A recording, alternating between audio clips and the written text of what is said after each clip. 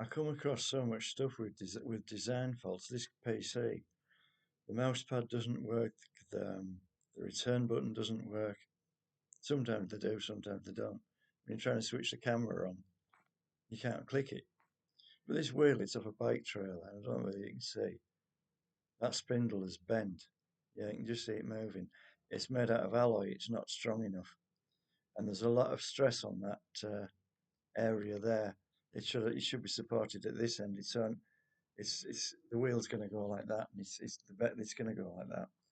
I mean, they're similar on the car, except it points the other way, and they're made out of steel, and they're about that thick. It's not substantial enough. The one off the other side, I flipped the trailer. I hit a pothole because the roads are in such a state. The trailer flipped, and as the trailer tilted over, it put an enormous bend in the spindle. They're not really expensive, these trailers, for what they are, but um, I don't know what I was going to say. Pressure and too old. I once put a threaded rod right through the trailer because there's a tube that these go into, and there's a clip that goes through that slot to hold it on. And I put bigger wheels on because I couldn't get. Well, I didn't fancy stripping all this down because it's as you can see, it's fastened in with clips, and I just put bike wheels on so that they have more leverage on the threaded bar. And as soon as I went around the corner, it bent. I laughed, but I wasn't very happy because I had a heavy camping generator in the trailer because it powers the electric bike, and I had to balance it all and balance the trailer on the bike because it wouldn't wheel, and it was a nightmare. I was only just up the road from my house, but I was exhausted when I got home. And pressure, two social workers a day.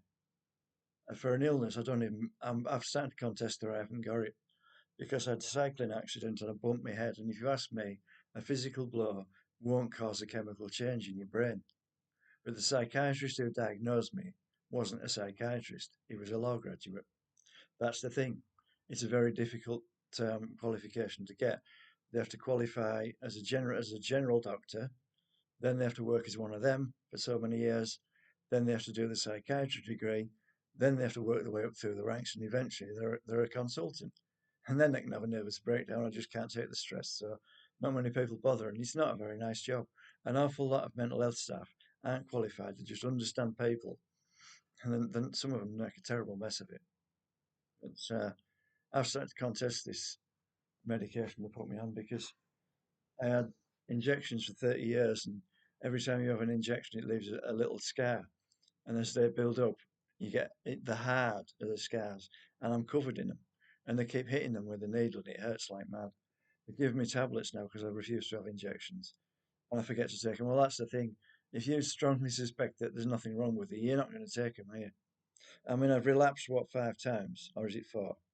Yeah, but I've done stupid things like really long bike rides and then gone out and had 2 or 3 skinfuls, and I've had anxiety, which has been diagnosed as the original illness. They've got it wrong again, and that's the thing. Why did I do the bike rides and the drinking?